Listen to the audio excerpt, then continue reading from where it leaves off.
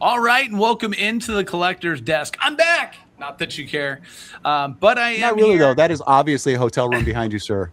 Yes, sir. So currently, I'm residing in Ontario, California. I've been on a semi-secret mission, not too secret. It's now a little more public. We have acquired and are opening a space in the Toyland Marketplace in Ontario off the 60 and Vineyard. We will have a PokeCon Center that'll be set up as a booth there. And we'll offer all your Pokemon stuff, plus cool like Pokemon related merch and some cool Pokemon vendors that are going to be involved with some of the product. So Semper Rights Designs will be bringing in wallets and a few other things. Styled Cards is going to be bringing in skateboard decks and stickers, which will be fun. And we're involved with this cool community project, which I think is really neat. Toys, comics, cards, pop culture, merchandise, games under one roof. There's 100 plus vendor booths at the event at the center. Toyland Marketplace, really fun. So I'm out here. I've been sneaking away a couple of days here and there when I can from Vegas, coming out, getting it set up, getting it put together. We just got the PokeCon Center at Toyland, so PokeCon Center Toyland Instagram up and popped that up over the weekend, and it already had 79,000 views, which was incredible. That blew me away. I didn't. That was just me clicking on it over and over and over again.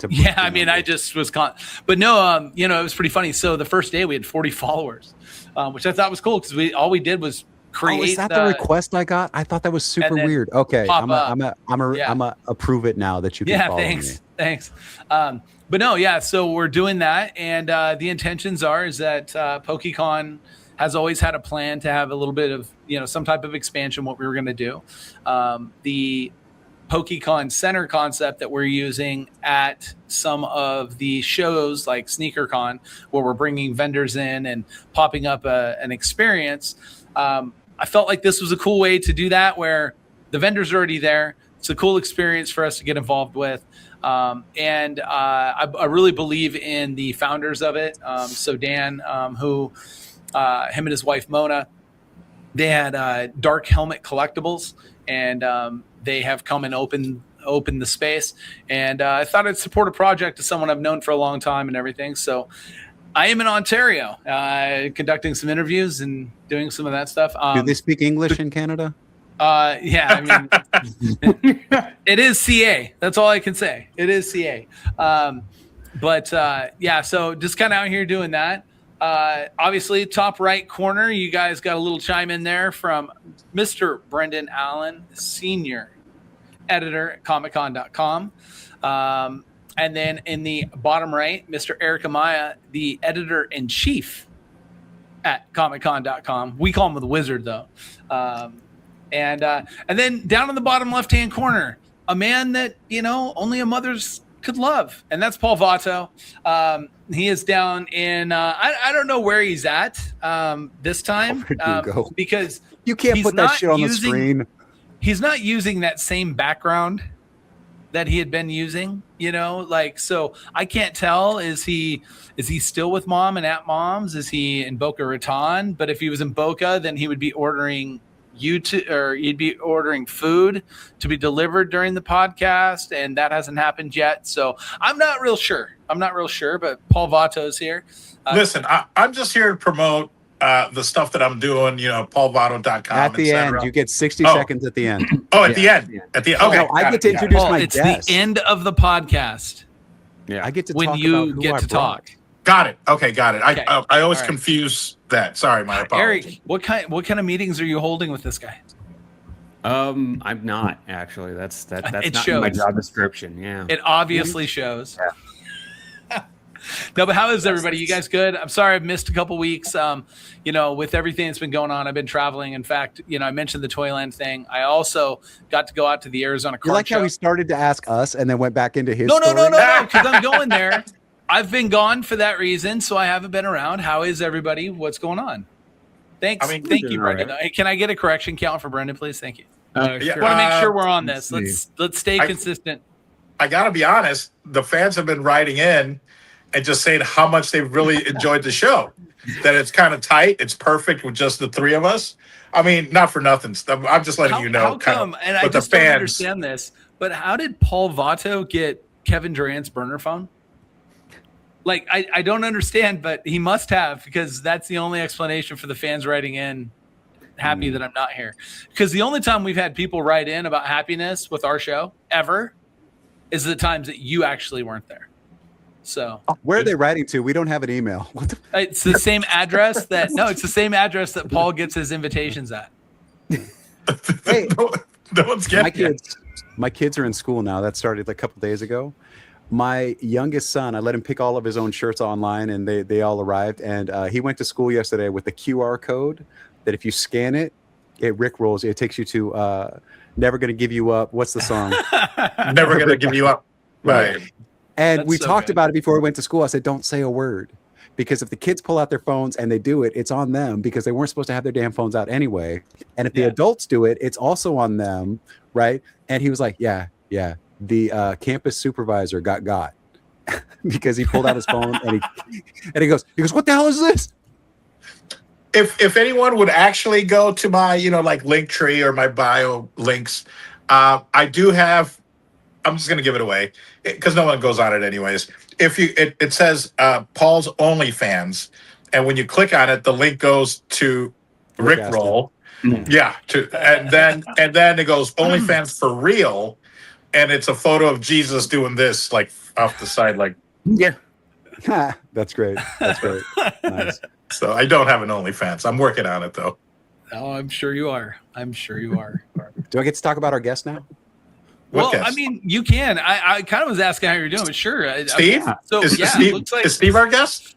Yeah, well, Steve is a guest because you've gone for a while. But no, so our friends at MicroMania, I met Tony Elliott. T.O. is his professional ring name, at MicroMania at the Nerd, Johnny Borchata's spot in Neonopolis in Las Vegas. And, man, I saw him after a fight where he was playing Little Jake Paul. Not Logan Paul. Yeah, Little Jake Paul against Little Mike Tyson. It was hilarious. But then I got to talk to him for like 20 minutes afterwards, and the guy is just full of stories, and he's a really great guy. So I'm really looking forward to what Tio's got for us.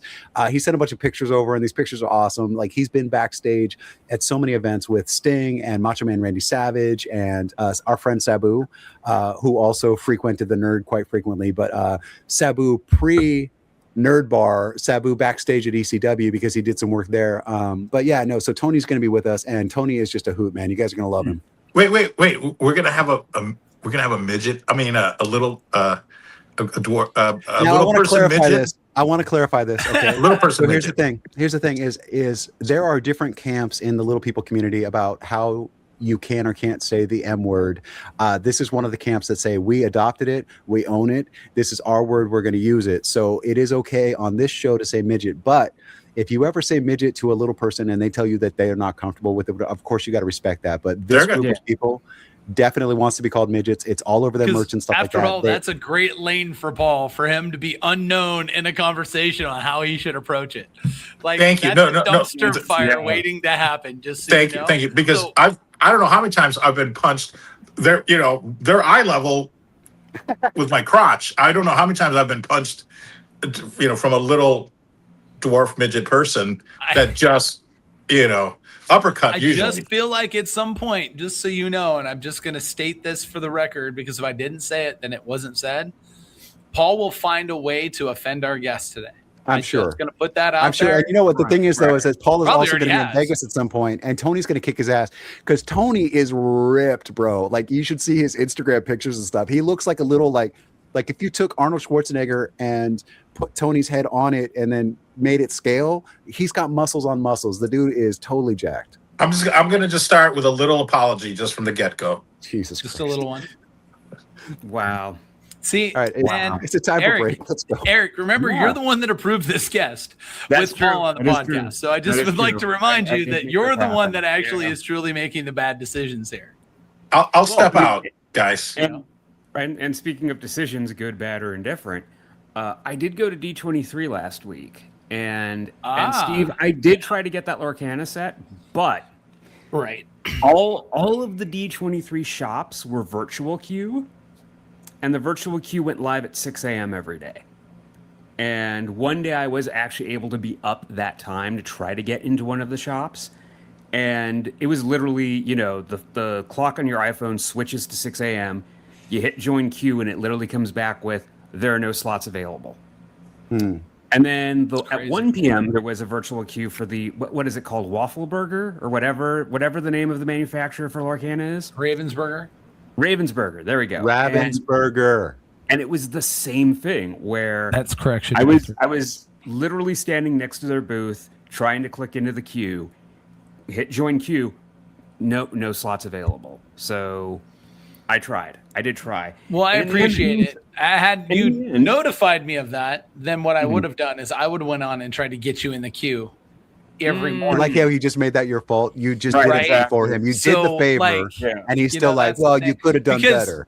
I knew Eric went to D23, and I had no messages, no calls, no nothing from him about it. I felt like Paul Vato when Brendan and I go to SEMA. Right? Exactly. I feel like Paul Vato. When we go to P and Elvis's toilet and nobody calls him. Right. Yeah. But I did buy one little bit of merchandise, which, let's see. Golden Girls? What? Oh, no. Super 7 Golden Girls? That's right. Is that Super 7? Not Super 7. It's Toink. But it's the Dorothy Zbornak figure. That's funny. Did they not have the little one? How do I best protect this figure? Because I don't want to punch out the. I'm glad you asked. You can go to platinumprotectors.com where you can get all of your protective products for your action figures, toys, cards, games, and more. We should make everybody disclose what companies they own a piece of before you ask them a damn question. I have a piece of Platinum Protectors. You can get protectors there. Actually, the one I would suggest for you, there is a 3 3/4 inch figure, soft acrylic or an acrylic case, depending on how you want to display it. Okay. If you're going to display it in your office and have it up, then I would probably do the acrylic. And you can get the acrylic case. It's cool. It's magnetic on the top. You slide the figure in and displays nice. So you can get acrylics or soft protectors at platinumprotectors.com. And yes, Paul, this can be Eric, what I would recommend is you go to paulvato.com, and on there will be a referral link. Which then, Steve, may I get a referral link? And of course, Paul just steps in, and that's that. And Paul, hey, listen, Paul told me a long time ago, closed mouths don't get fed. So, it's true. They also don't get smacked though. So this was a freebie though. I also got a welcome pack. That's fun. For Magic That's Gathering, good. But I haven't opened it. I'll give you $17. $17 for that sight unseen. The answer to that, Eric, in my opinion, is don't unless you want the hush your cards mouth. and are going to play Nobody them. asked you. Okay. And the reason being is because the Magic the Gathering exclusives, especially when they're done as a surprise item or something like that, seem to have crazy good upside in the secondary market. Why are you ruining my gig here, man? I tried to swoop in. You just totally shit on my gig. No, because you can't have that one, okay? Get something else. I'll give you 18. Oh, you've been outbid. 18. No, I got 19. I got 18 over here. I got 18 do I got 19? Do I see 19 anywhere? I got 18. 18 going once. 18 going twice. 18 sold to Paul Vato for $18. Congratulations, Paul Vato. Settle up with Eric. How much for the Dorothy? I want the Dorothy also. No, the Dorothy is not for sale. Was she your favorite Golden Girl? She is my favorite Golden Girl.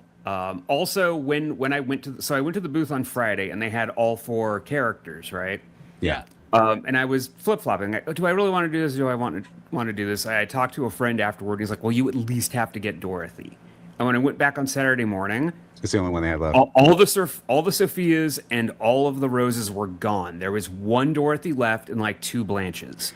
Dude, one thing I've learned about conventions, if you see it and it makes you happy and you have the budget, you buy it. Yeah. Because you're not going to see it 2 hours later. Now, my favorite was always Betty White, right? Yeah. But that's because I'm a huge believer in the reason why the the whole secret society in Hollywood is spun upside down is because I believe she was leading it. And it makes a ton of sense. Think about this now. She All right, was time for beloved commercial. by any and everybody before it was cool to be friends with the old white lady, right? We got it. Martha Stewart made it cool to be friends with the old white lady when she created, she did crimes that were unbecoming of Right. an I old was going to white say lady. when she Like, that when was she committed right. federal. Yeah. Exactly. So I believe that Betty White was actually behind and leading the Illuminati. All right. Commercial. So that's just my opinion. But no, when you think about it, right? We have segments to everything get to. We after got advertisers to after Betty roll. White passed. After Betty White passed, Hollywood goes.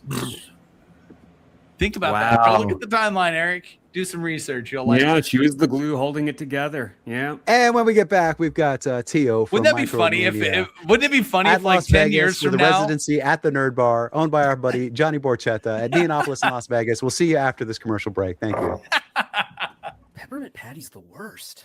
Comic-Con.com, your daily comic convention online. Insightful reviews, previews of the comics, toys, and games you need to know. Delightful chats with luminaries from around the geek spectrum. In print, on video, and everywhere in between. The show never stops on Comic-Con.com. We'd like to welcome you back to the Collector's Desk, of course, segment 2 of the show. Sometimes things get crazy around here. I know that we were talking, on the break a little bit about Paul and his lack of sleep and not being able to be on time. And he's a little, incoherent and all this stuff. So, we understand, Paul, if you're not quite all there, it's okay. But Brendan, you said that you've got a friend that wants to join the program. So tell us yes, about sir. your We friend. got a very special guest today. So Tio is up there on the right. And Tio, I met at MicroMania, and one of the first times I saw Tio in the ring, he was doing a mini Jake Paul versus mini Mike Tyson fight with another one of the MicroMania wrestlers who is 25 Cent. And it was fun. It was making fun of the whole ridiculousness of the situation, but it was fun to watch, and they just got the crowd really involved and stuff. We talked a little bit after. There's the flyer for it.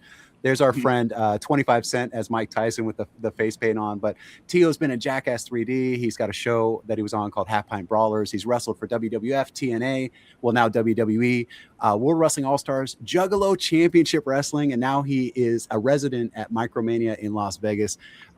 Tio, good morning. How are you, sir? Good morning, guys. Thanks for having me. Glad to be here. Absolutely. So, let's just get into it, man. Like, how did you find professional wrestling? What has professional wrestling done for you? And like what is this thing that you do?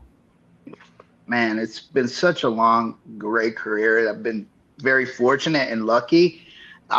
Wrestling kind of found me. I didn't find wrestling. I was straight out of high school. Didn't know what I was going to do with my life. I was doing odd jobs, construction, and here and there. And then I went to an ECW show and met Puppet and Pod, and they give me a card. They're like, "Hey, you're a wrestler," and I wasn't at the time. I was like, "No, I'm not a wrestler." And then I went to some local shows, like at a VFW at my town, and this guy's like, "Hey, you want to be my sidekick?" I was like, "Heck yeah, I'll be your sidekick." And so I started coming out with him just as a gimmick. His name was Ghetto, and my name was Hood Rat. and it's just a local show, and they had a wrestling school in my town. This guy did some dark matches with WWE way back in the day, and they're like, they want to have me more involved, so they just started teaching me how to take bumps and whatnot. And my first ever bump was with Tracy Smothers. I'm sure you guys know who that. Yeah, I had a dance off with Tracy Smothers, and so then I call Puppet and Pod, and they're like, "Hey, this is 99, 2000. I'm like, "Hey, you guys," they're just like, "Come to our show." And I'm like, "All right, cool." And I've never had a match or anything. And I go to this bar in Chicago called Sluggers. It's in Wrigleyville. So I go to that bar, and there's a line out the door, like it's middle of winter. And I'm like, what the hell? And it was just, back then, it was just craziness, hardcore midget wrestling. And I just went out there and I just started doing swantons and stuff. And they're like, "Dude, you're pretty good. You want to come on the road with us? We're getting ready to do a tour through Chicago, Indianapolis, Nashville." And they had a contract with these bars called Bar Chicago, Bar Nashville, blah, blah, blah. And I'm like, well, I'm not 21. They're like, so what? And I just jumped in the car with these guys and started wrestling. And so I wasn't around the independent scene that much at that time till like kind of later. And we were just doing crazy hardcore midget wrestling. I love that they didn't card you, because who's going to card you? They're going to be like, listen, you're short. We need to see your ID. Hey, what do you mean I'm not? What do you mean I'm not 21? But this, like I said, this I have a condition. Yeah, this is 99, man. And Puppet was the first one ever to do midget bar shows. Mm-hmm. And I was part of that. You know, I have to put my hat on that and say, like, we were the first ones to do, because there's so many different companies out there right now, you know. And that's what segued into Micro Brawlers. We have a pic of that. I think the magazine cover with you and Puppet and I think Turtle on it. Yeah, that was Puppet's company, and that's Pint Brawlers. That's the reality show. That's the red eye for Chicago. And we had a really good connection with Chicago, with local radio DJ Mancow and stuff. And a reality show, actually, it was only one season. It was privately invested, and we had a killer time slot. It was right on Spike TV, right after The Ultimate Fighter, but they never showed any commercials for it, and I don't know why. But that's weird, because it was in network. You would think it would keep people watching and keep their advertising dollars coming in by cross promoting. Steve knows a bunch about that, because he promotes shows in Vegas, and it's like you cooperate with the other shows because they help you out, you help them out. It's free advertising, basically, back and forth. I guess because it was just privately, you know, invested, and it was a little, because we did use the word midget at that time. And like on the show, on our reality show, we solicited a trans, because we would initiate Turtle at the time. So we were initiating him. So we got a trans prostitute to make out with him. Like we were saying tranny on TV and stuff. And we wrestled in a prison. We got Turtle's butt tattooed. Like, it was a wild show. It was fun to shoot. Now, see, Paul recently lived in Vegas, and he came to the shows and stuff. But now I'm thinking he probably wishes he hung out with you more, because that's the kind of shenanigans he gets up to. Yeah, 100%. And not to mention the Chicago connection. And I remember coming back from LA to visit Chicago, and my friends, and I don't know if it was your group or not, but we had one of the best nights, maybe in like Joliet or some town outside of Chicago. And because I had already done a few commercials where I wore a wrestling mask, so I actually brought some masks, and I was wearing them in the audience, not to steal focus, but it was just such a great show. So then when it was in our backyard, once I moved to Vegas and being there at the Nerd Bar, I mean, it's just out of control. I try to go to every show that you guys were doing there. So great job. Thank you. Yeah, Puppet was like, rest in peace, Puppet. But he was like, he did a lot in entertainment before the wrestling stuff. Like, he was in The Babe. Remember the movie The Babe with John Goodman? He did stunts in the Batman movie, like did stunts in the Leprechaun. So he came from that entertainment, but he was so good on the stick. Like he was good. It was just a good heel to my baby face. You know what I'm saying? Like, he could get the people riled up and hate him, and it just like, then I could just go out there and do, the babyface wrestling, and people loved it. And I was always, even for a midget, I'm a smaller one, so. Well, I don't think people realize that, like, when you see a little person, there's like 75 different diagnoses that cause short people. Yeah. And there are some of the more common ones. And then there's some guys like, there's one of the television shows that's out right now. And the guy's got, something imperfecta, where his bones are just super brittle and he's a tiny dude. And it's like, that's one of the, anyway, speaking of movies, man, you've been in a bunch too. You've done a bunch of like Hollywood stuff. You were on Jackass 3D.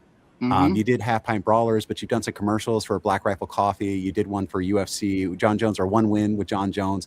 But like, we've got a picture of the Jackass 3D. What's it like working with those guys? That's not Jackass. That's MicroMania. Yeah, Johnny and all those guys. Like, I didn't meet everybody, That's the day of the shoot right there. I didn't meet like Steve-O or Bam or these guys. Because actually our reality show, our producer was a producer on Jackass. So our producer, Trip Taylor, great guy, he hit us up and was like, hey, we're going to do this stunt. You guys want to be a part of it? And we're like, of course, and actually they used that clip for the new movie too. So I got a nice little another paycheck. But anyhow, no, like even when they're not shooting, they're shooting. So I noticed this and like, cause they gave me a stun gun. I stun gun Jeff Tremaine, and it's in the 3.5 movie, but it's just like, and you can see Johnny has his hands on his dick, and like, that's how you are. Everybody walks around with their hands on their penis, and like, it's just paranoia. Like I was there for like 2 days, and it was just like pure Nobody paranoia. sleeps. No, there's pure paranoia. Nice. And then we got some other sitting here going, I missed all the good times. Well, it reminds me of being on the set of like Mad TV, and I was like a glorified extra, but I was there all the time and did a lot of things. But you could always tell when Bobby Lee had been hanging out with the Jackass guys, because he'd show up and literally have chunks of hair missing out of his head. And the first time I was like, Bobby, what happened? And then he explained that they're running around with hair buzzers and clipping people's hair. And sure enough, you could always tell when Bobby had been hanging out with him, because he'd show up half bald with just chunks missing out of his hair. So I can only imagine also just walking around covering your nutsack. Yeah. So it was an interesting story about that. Like we shot that scene 2 times. Like, so and we shot that in LA. And if you look at the bar, you think it's some hick town in, Tennessee or something. But we shot it in LA. And I was always curious, because this was like, 2011. I was curious how they shot this stuff, because like, I'm like, cops don't come or whatever, you know what I mean? But so they would get a hold of the bar beforehand, talk to the owner, and they set up cameras and then wouldn't even tell the staff. So, but the first time we shot this scene, we were supposed to run in, and Kato my buddy, was supposed to be riding a mini horse into the bar. And so like we'd be waiting down the street. So the fight's happening and stuff. And we'd be waiting down the street for our cue. And then I'm running down the street with Kato on this mini horse and just like chunking down the street. We get all the way to the bar. I go in the bar, and that mini horse just stops. It would not go. It was like screw you guys. It was funny. So but with the second time we shot it, we got it. But it was just like, it was interesting to see how they shoot it, because even those guys, they would set up guys that would go in beforehand, and they would put like cameras in their crotches and shit so they could get midget level reactions. If you have a second, and if we have time, guys, could you kind of it's such a great scene. For those that haven't seen it, could you just maybe set it up just a little bit and tell us what that scene was? Because it was hilarious. And I thought it was like in the South somewhere, or some random hick bar, but here we are finding out that it was actually probably in the Valley somewhere in LA or something. It was.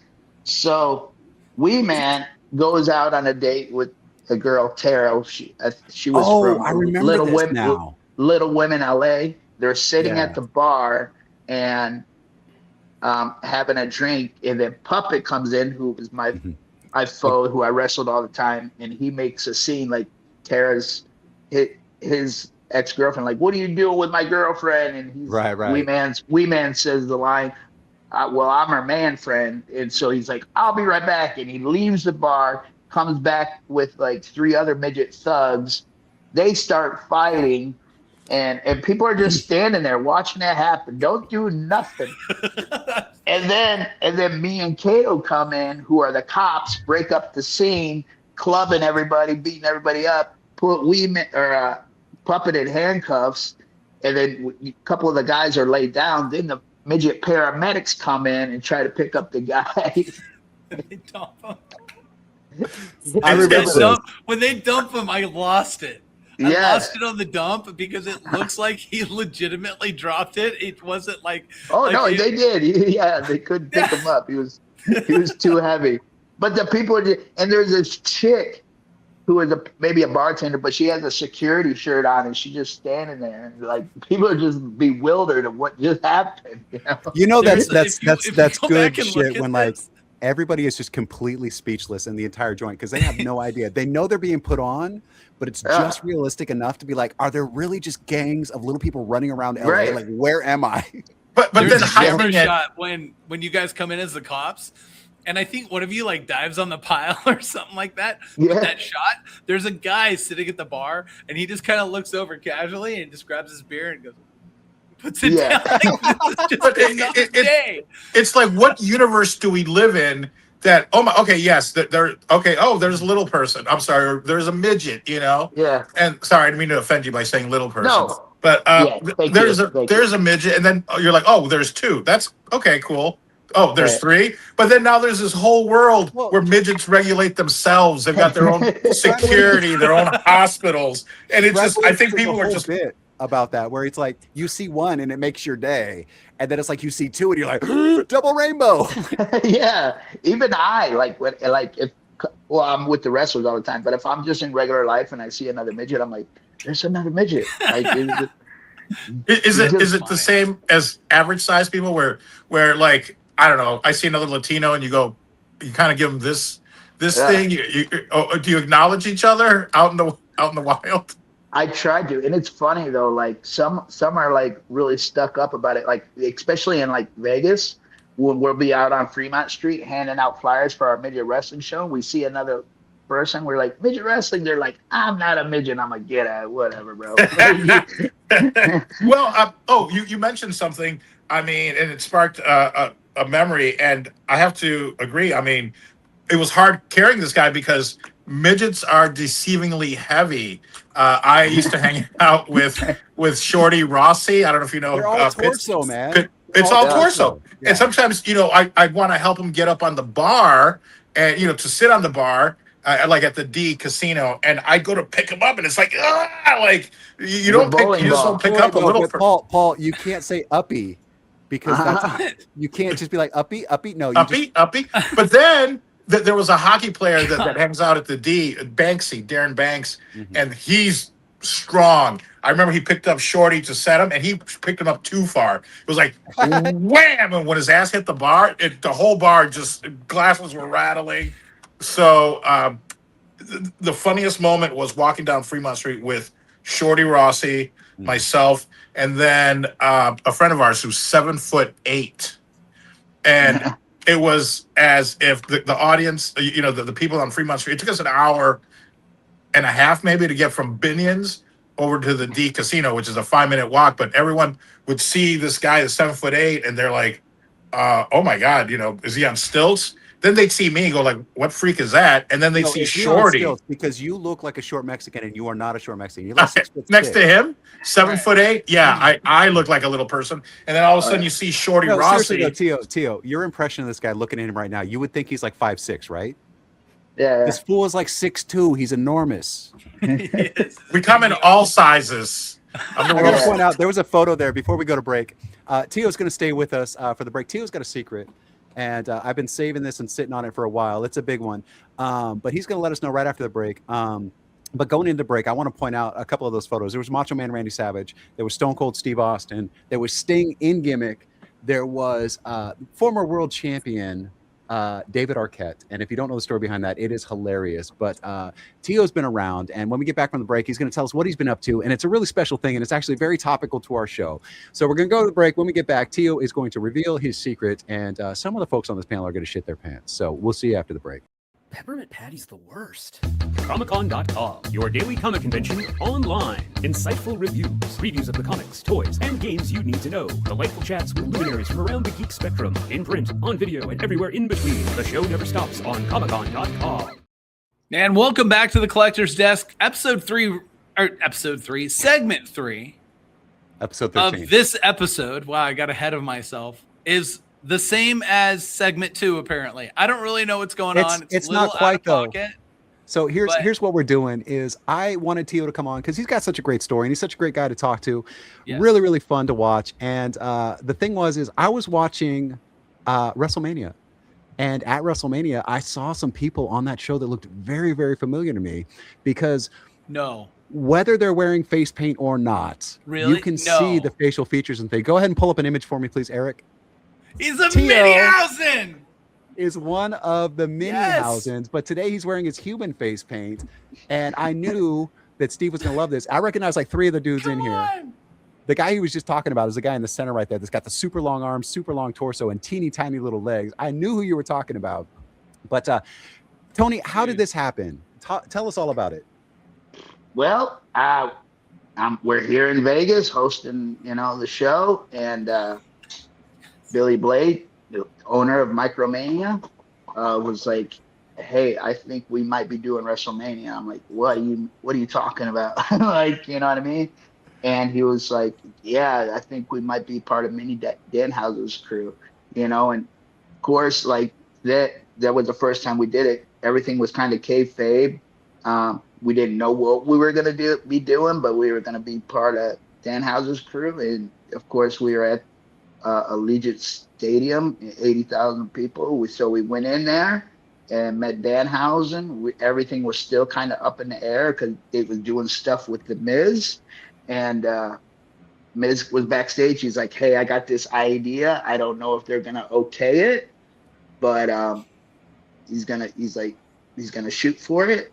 But it was an awesome experience, man. Like I lifelong wrestling fan. Like I did Raw and SmackDown back in like 2000, but to be part of WrestleMania and 80,000 people, it was a dream, bro. Like it was almost like out of body experience. Like seriously, you're like, this isn't real. Like, cause you're backstage, you're seeing everything going on and seeing all the wrestlers and everybody just going through their motions.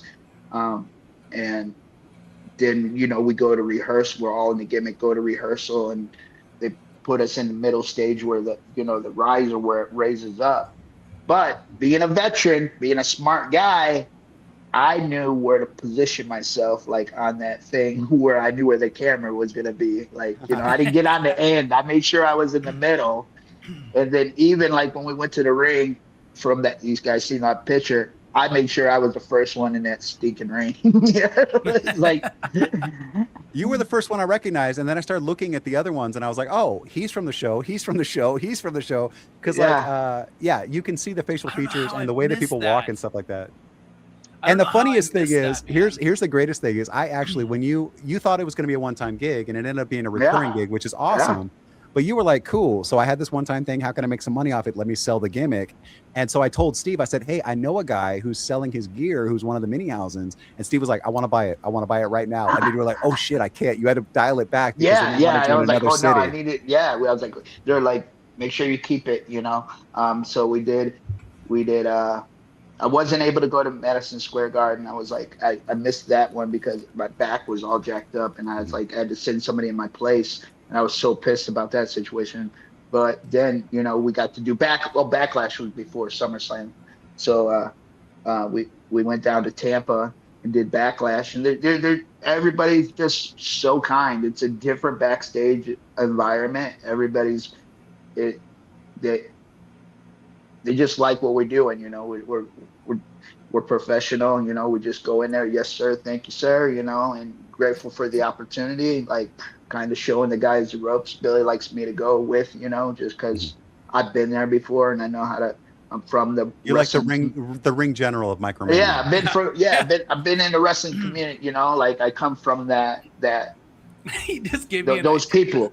Yeah, those people, and but yeah, it's been awesome, man, and Danhausen's been great, and it's been a blast.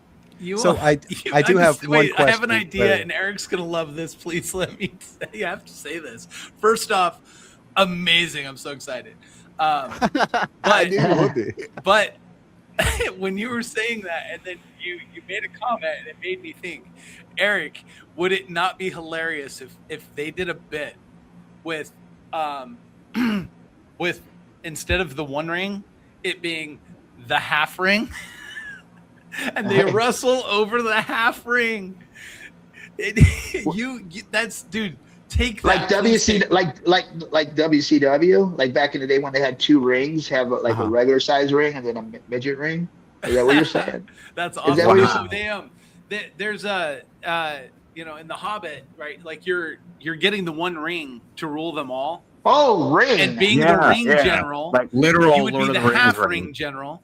Oh, and the then half what ring you should general. do is you guys should have like a Lord of the Rings. Let me explain what a ring general is, because I know everybody doesn't speak smart terms, but a ring general is somebody who, like the Undertaker was the ring general in WWF, where basically people come to him and they're like, hey, this guy's pissing me off, and he would like settle it because he's the guy that's been around the longest. Right. He's kind of training the other guys on how to act backstage, how to act around, giving them tips and shit, and that's what Tony is for MicroMania, because he's been in the business so long. And Tony actually, he talked about his back. He had an injury that caused him not to be able to perform in ring and take bumps, and so now he's kind of peripheral. They keep him around because he's got all this knowledge to give, and he's helping the other guys come up and stuff. And that's one of the things I really love about Tony, is he's so selfless with his time and with his knowledge, and you can just tell by talking to him that that's what he's all about. What I was going to say is one of those pictures that came up is actually interesting, because the Danhausen phenomenon is so big. You know, Danielle Fishel is a huge Danhausen fan. She went in gimmick on her podcast once, but there's a picture there with Tio and another Danhausen, who happens to be famous comedian Brad Williams, who reached out to WWF and was like, hey, or WWE now. I was like, hey, how do I get in on this? They're like, get on a plane, bro. We got you. And he went out there, and he was one of the Danhausens that went around harassing the guests. There he is. Went around harassing the guests. And he had a blast. He had a blast, man. He was having so much fun. I was still dealing with a back injury. So I was like, I just pretty much remained at the truck and handed out popsicle, but he was running around everywhere, just tormenting people. You know, Billy's actually made it happen because, he went on podcast talking about when to do it. And I actually made a little video, like, what are you doing? You're coming for my job. Don't even think about it, And actually, before I forget, I do want to say this.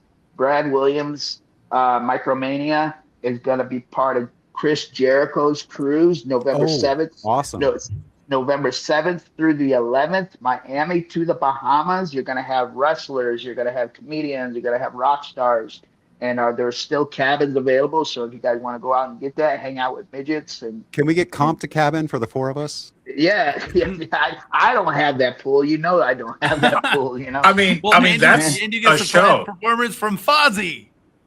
Yeah. That's a show. The 4 of us in one windowless cabin, preferably. Yeah, for 4 days. Yeah,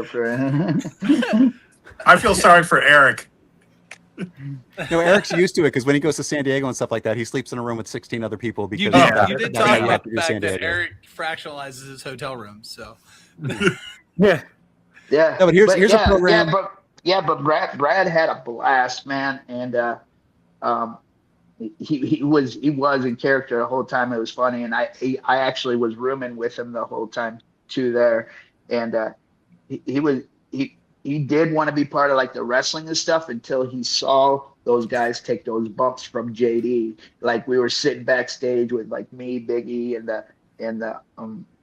and catering, and like we all popped when JD like choke slam Isaiah and body slam Dylan. We were like, oh, this stiff. And Brad's like, so let's go hand out some ice cream, please. He's like, I'm good, brother. I'm good. I mean, that definitely sold the bit though. Like that. And so it's funny for me, that Danhausen thing is, look, I've always appreciated wrestling, and I've appreciated the art behind it. And I'm bigger on the character than I am actually on, right? Like I love that whole interaction and, the pretend to be and, shifting and changing and, going from, a hero to a heel and that type of thing. But I've never really been a specific fan of any wrestler, right? Yeah. I grew up in the WWF time, the Hulk Hogan's, Ultimate Warrior was probably the closest to it. Right.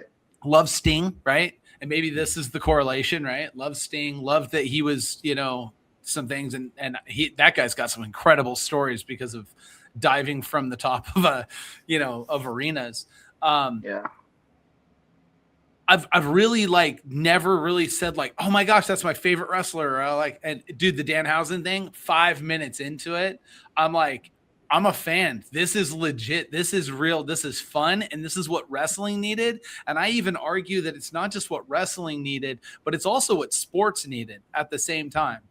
They needed this connection between our pop culture-ish world and sports that is so vibrant everywhere to actually have a visual connection, because it hadn't had.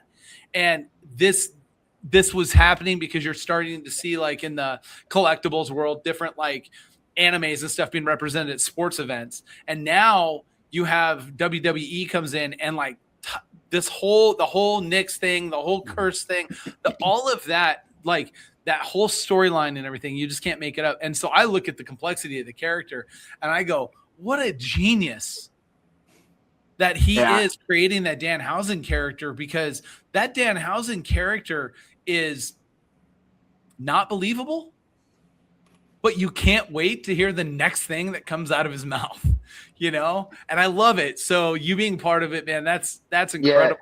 I mean, that's amazing. It is awesome to see the, you know, the pop culture, you know, the segue, from, you know, just like sports and stuff. And he is right now, he's a cash cow, bro. Like he's just printing money, you know, this guy. And, you know, I hope he's working too, right? Yeah. Like he's doing the work, because he's all over different commercials, different brand sets, different pitches on different sets, different cities, you know, and I asked him, I had to, like, we were in an elevator getting ready to do like the after show for, Backlash. And I was like, did you think it was going to happen this quick? And he's like, oh no, you know, like just the trajectory, the rocket, like you've never seen somebody just come out with that kind of reaction where people were just shitted all over. They're like, what the hell is this? They're like, this is a new gobbledygooker. Yeah. And then they just fell in love with it because of how he just presents the character. You know, he's believable in what he does, and you know the role. Yeah, the comedy aspect of it, and people love it. You know, and it is for, you know, the younger generation too. You know, the something to connect with. You know. Yeah, well, I think of, you know, when I was thinking of characters like Coco Beware, right? How he was like when he would come out and in his interaction with the crowd was so different. And they kind of are doing that a little bit with a couple of characters now, right? Making them more defiant to the crowd type thing. You know, I don't know. I see the Danhausen thing as that real good change that they needed when they really didn't know a direction they were really going to be able to go once Cena was gone. Because now that your ring general, for a lack of a better phrase, right, is now gone from the program, he's no longer there to like step in when a storyline just goes sideways, right? Yeah. Because that just kind of happened. This whole Cody Rhodes, the CM Punk thing, all this stuff, like it's kind of gone sideways a little bit where people are like, I can't follow it. I can follow it. You don't have the John Cena that jumps in, but randomly a Danhausen comes out from Obafemi's legs, and all of a sudden everything in the you know, the whole thing. The universe is okay. Yeah, everything's great again, right? Like you need to have, who was I talking to? It was one of the old wrestlers, Jake the Snake Roberts. He said, if you don't have a reset guy, you'll never have a good gimmick. And I thought that was interesting because he's like, if you don't have someone that can come in and reset you, check you, and get you kind of back on pace with the gimmick, you veer off because you're just looking for creativity. Well, it's the same thing with planning a show. You can't have banger after banger after banger because people get fatigued. Right. So you have to have a banger and then a comedy act, or a banger and then a promo, or a banger and a mid-card show. Because if you just go balls to the wall the whole time, by the time you get to the third match, they're done. It's spent. They're spent. Yeah. You know what, though? I just realized something. We need a promo. We need a promo from you. We need a show promo. We don't have one. We don't have our wrestling show promo. We need one for the collector's desk. Yeah. So let's get that. Let's get that during the commercial break. Fire it up. That switch. Yeah, you. Does that switch flip? I mean, just give me some highlights. What to say? Like I've never been like, I'm honest. Brendan's a Giants fan. That's a problem. Yeah. Paul's a comedian, although He's the Wait. like when he earlier made the comment to you, when Paul said to you and made the comment, sorry to kind of tread in on, like bring up my story over yours. No, that was very intentional. Please do understand. 100% intended. And Erik is like the Wizard of Oz. I mean, I can't believe that you're bringing up the wizard. word. I can't believe that you're bringing up the word giants. It's a little offensive there, Steve. Yeah. No, I do want to point out, though, because Tio started to say it and you stepped on him a little bit. Sorry. Not that you would know, because he's been such a great guest. This is his very first ever podcast that he's been on. What? Yes, sir. Wow.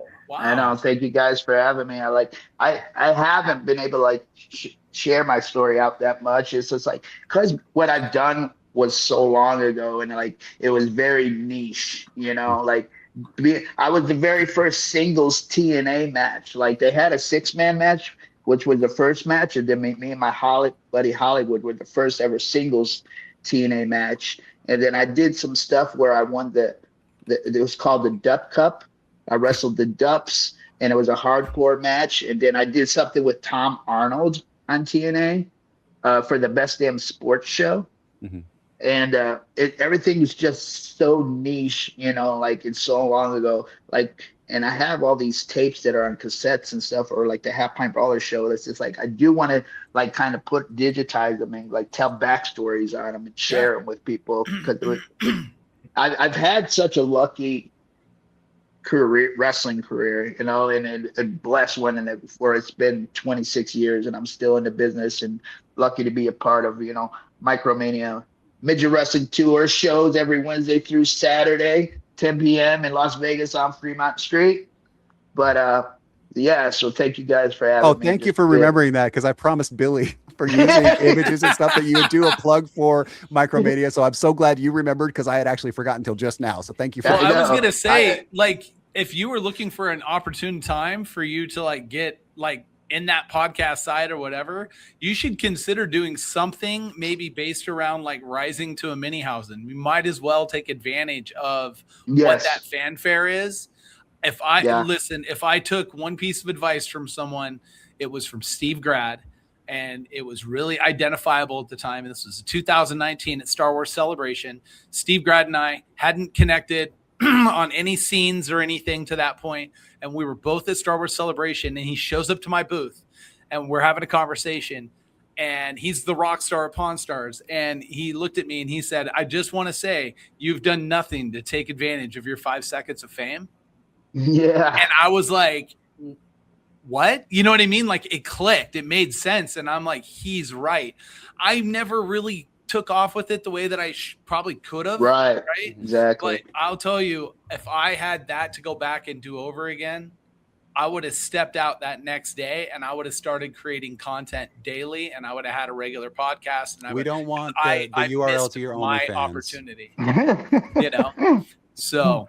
Yeah, no, I do want to capitalize on it, and I'm grateful, to be a part of, Danhausen in this phenomenon. It's weird because of it's hard to explain, because you see the attraction, and you see the love for it, but on this side of it, you're a part of it. You know what I mean? Mm-hmm. I don't know. It's hard to explain, and it's just. Well, you're seeing the inner workings, right? Yeah, and yeah. It's different when you see. It's the same thing when you have, you grow up with someone, you don't see them grow, but then when someone doesn't see them for a year, then all of a sudden it's wow, you've got big, or whatever. So from that standpoint, it's the same thing, right? You're looking. You got to stop with the big jokes, dude. Yeah. Hey, listen. It's a sure. We did that. We did the thing with on Paramount with the Ultimate Fighter. It was a joke on Daniel Cormier, and we're leaving. And he's like, I just need a little more time. I was like, is that a short joke? Daniel Cormier, I love it. That's funny. So we're going to go to a break. When we come back, we're going to wrap up this week's The Collector's Desk right here. Come on back and see us. Peppermint Patty's the worst.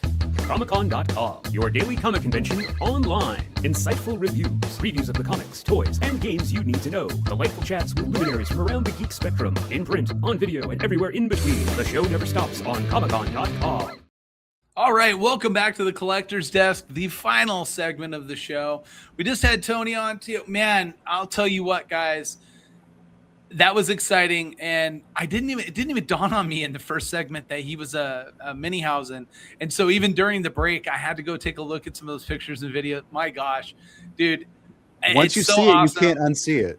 And it's funny because look, I don't nerd out like that. Like I really don't. I'm not a big celebrity guy. I've done DJ'd for like big name artists and, been at some very, very cool things and gotten the opportunities in my life to be at some really cool event and meet incredible people. Right.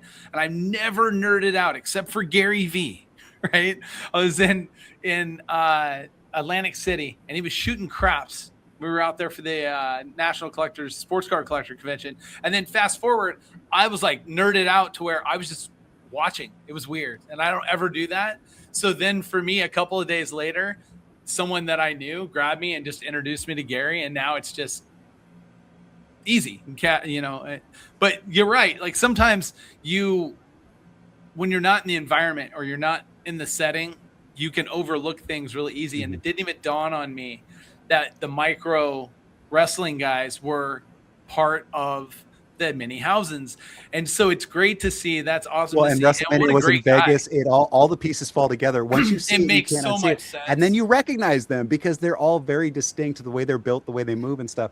And I want to tell you, Steve, I just that surprise was for you because I know how much you love the Danhausen character, and that was payback for setting that up in the green room. What was it, a year and a half ago or whatever at Diecast Supercon for me to meet Peter Brock after we had just talked about the whole thing with Ford and Ferrari and all that stuff. So you're welcome, and thank you for that previous experience. No, and that was cool. And what a great guy, and I love his story. And when we went to break, and we were saying our final goodbyes with him, because of my inability to be here all the time, I thought he'd be a great guest for the podcast whenever I'm not here. Actually, wouldn't it be funny if it's, Mini Steve?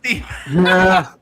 Anyways, I think that would be hilarious, just because it is funny. And I think the shtick works. You know what I mean? We got to get him like crazy hair, though, because his hair is too nice and neat. Well, no, I'll put a hat on. Like, I'll just put the hat on like him. Right?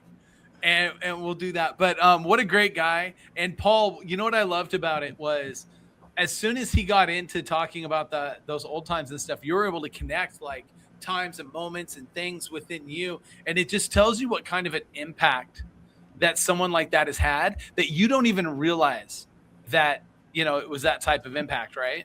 Mm-hmm. No, 100%. Because honestly, wait, did he just leave in the middle of my story? Honestly, it's I didn't even realize about the whole Danhausen. I'd heard of it, but I didn't even realize that that's who it was. So great way to bring somebody in like that. But also, speaking of starstruck, it does remind me of the first time that Steve got to meet me. And I do remember the way, and same a little bit with Brendan. He also was like that. The only one that wasn't really, it was all nonplussed, was really Erik. Was the only one who Erik is Doctor Who. He meets celebrities way bigger than you every day. And the thing was too, is that when I got introduced to Paul, and then the resume was rolled out, which by the way, when look, if you've ever hired anybody, you can always tell the person that like embellishes their resume and then the person that like actually gives you like the real resume, right? Because it's always like, at this job, I was the best at this and this. You were there 3 months. I implemented this program, right? This program, and this program, right? Right, like all this stuff, right? So Paul is that guy, right? So when I first get introduced to Paul's resume is rolled out, right? So I'm sitting there and like I'm falling asleep a little bit. And at that time I was drinking a lot of Monsters, so I was like crushing them during the stories, right? And I'm just listening to all this stuff. And then at the very end, they're like, "So what do you think?" And I'm like, "About who?" That's all I couldn't remember his name. So I'm kind of confused as to, how that would work. Or we just let him have his moments. Like at this point, how many celebrities have you worked with? How many celebrities have I worked with? How many celebrities has Erik I know worked with? but that's what's funny is like, and Paul is a lot like I am when it comes to that. There's been times where I was around Paul and we were around, very famous people. Right. Mm-hmm. And dude, it's the same thing. I joke with Paul I mess around, and joke with him and whatever, and we're joking with those people and whatever it is. It just doesn't matter. Paul's the same way. Mike Kingston nailed it when we were talking to him, and he said, you know what, if you're just interacting with people as people, they treat you as people. And the thing is that if you're acting starstruck, they'll respect it and give you an autograph or whatever, but you're not going to get a real conversation out of them. And I need a real conversation. I need to walk up and be like, hey, what are we going to talk about when we're up on stage? What are we going to talk about in this interview? Whatever, we have to have a real interaction. And so there's no time or space to be starstruck. And at this point, you've met so many people that you're looking for qualities in them as a good person, not as the celebrity. Yeah. Great points. Were you guys just talking about me? Because I kept hearing Paul and Paul. Sorry, I missed all that. I had to just go. Well, actually, I think that Steve just farted, and you thought he was calling your name. But that's right. Yeah. Paul, no. Listen. Paul heard the microwave ding. Yeah. Wrestling, whatever. I thought we were going to talk about this whole PSA thing. Well, this is like 2 shows in a row, and no PSA thing. Okay, Paul. Or am I supposed to do a PSA? No. You're right. No, that's something. Yeah, it's funny that I'm glad you bring that up, Paul, because something came across today that's interesting when we talk about this. So real quick, let me give just a quick breakdown for anybody who doesn't understand. PSA is this the episode where he trails off and we run the credits instead of Paul? Yes, of course. PSA is in a antitrust situation right now because their company collectors acquired multiple grading companies, brought them under their umbrella, the 3 companies, which is SGC, Beckett, and now PSA, which they already owned.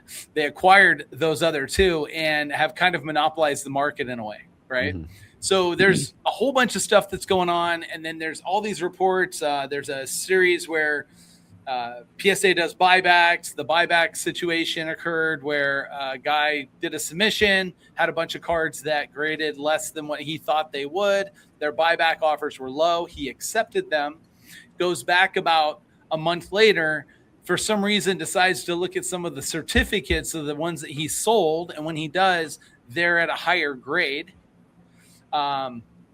And being at a higher grade, PSA now has them, they paid him out for PSA 9s. And they might have paid him $120 a card. And now they're PSA 10s.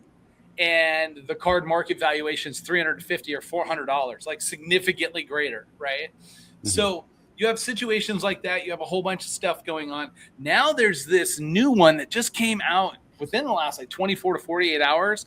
My friend Boston Card Hunter has been all over this PSA thing. And if you want to learn more about it, go follow Boston Card Hunter and go back through his content. He will roll everything out for you. He has had extensive conversations with PSA reps, people who worked there, people who do work there. He's got connects that are giving him some information. So he got notified by a collector who purchased an item on eBay through the eBay authenticity program, and it got sent to the vault at PSA. Now, what the vault is that you can put your cards in the vault. They can trade without ever having to be shipped. You can hold your cards in the vault, and then you can pull them out and have them shipped to you whenever you want, right? And you pay a little bit. There's like vaulting fees and stuff, like all this stuff. eBay has one, Golden has one. They all kind of started to implement these vault concepts, right? Well, this guy buys it, goes to the PSA vault. When the PSA vault gets it, they notify him and say, hey, this card that you got that's going to the vault was graded by Beckett. The slab is damaged, right? It's cracked or chipped. So it needs to be recased. So we'll send it to Beckett for you and have them recase it and do this whole thing. So the guy buys it, goes and has it sent 3, 4, 5 months later. Beckett still hasn't reholdered the card, has still not recased it. And then the process is, then it gets shipped back, and then it goes through a process of being checked into the vault. This guy bought it in April, right? So 4 months later, this guy still can't access the item that he purchased that was simply just coming in to be put there so he could exchange it in the marketplace if he ever chose to. And this is just another one of the underlying issues. But the bigger question here is that connection with Beckett and PSA and this and that, like they're controlling the whole transaction all the way through. At some point, there's a problem with that. right? You don't have, third party, what do you call it? A third party that's reviewing it, right? So like these things are becoming a problem, and the PSA problem has become, they've kind of figured out, in my opinion, a way to where they can position the market and force it to do certain things. And I'll give you an example. PSA 9 values had been going down because there's so many more grading companies out there that are competing, that those companies' 10s compete a lot of times along the lines of the PSA 9s. So if you're looking at a CGC 10 or a PSA 9, and the PSA 9 is the same value as the CGC 10, you're just going to buy the CGC 10. You might even crack it, send it to PSA to see if by chance it 10s at PSA, right? I think what they're doing, again, my opinion, not a popular opinion, I haven't heard this anywhere else, this is me honestly telling you what I think they've done, is that they took away the bulk submission side, which would limit people on submitting lesser than perfect cards, right? Because now if I'm going to pay $80 to submit a card, I'm going to submit a card that's got good residual value when it hits a PSA 9 or a PSA 10. Right. So just explain real quick why that's important, is because when you group them together, you get the group price. It's not $80 per card, right? Right. And so when you're doing a bulk submission was at a much lesser rate. It was like $21, $22, $24, right? A card. So now you're not submitting those type cards. So what it's doing is now you're not adding PSA 9 inventory as often to the marketplace. And I have started to notice the trend of people buying up PSA 9s, because now PSA 9s are starting to become a little bit more valuable, because the world of trading cards right now is driven, I don't care where you're at and what you're done, off of mystery products. Off of building mystery products. You have company after company after company that has buyers spending millions of dollars a month at shows to repack these cards that they buy and put out in the marketplace. Well, I'm not getting my submission of 200 cards in this month and 200 cards next month to put out in the marketplace to continue to feed this. So these cards are just exchanging. Now it's not, and as you get farther and farther out from their bulk submissions, it's going to be lesser and less of that product turning into new product in the marketplace, which is going to drive values up, right? So I believe that they actually looked at it and said, we need to increase the value of our PSA 9s in order to like stabilize it out and keep us as the big dog, right? And they can do that because at the same time they did it, they also messed with submission times and turnarounds and submission things at the other companies, Beckett and SGC. So this Beckett thing is a mess. There's a lot of problems there. You now have lawyers out there pitching out class action lawsuits against them for a variety of different things. You might be a member of a class, especially if you submit a lot of PSA cards. Go take a look. Look, I think there should be some regulations in the marketplace when it comes to this type stuff. There is no grand authority that's overseeing that these companies are operating, for lack of a better phrase, not like the mob. You know what I mean? And I think that it's about time that you're going to have to do that, because now these people are reaching a much bigger thing.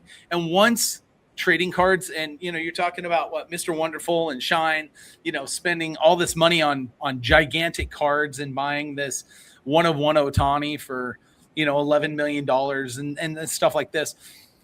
Now that you have the eyes on the hobby, where trading cards are now an asset class like art and no longer just a hobby, right? Your regulations have to come. They're going to come in, and they're going to come quick.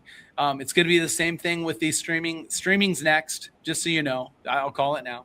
The streaming organizations are next. Whatnot is valuing up for the day that they're going to get the lawsuit, the federal, look into the gambling side of things, because that's what the card hobby is. It's just legalized gambling, right? So at the end of the day, they're markers. It's going to get looked into.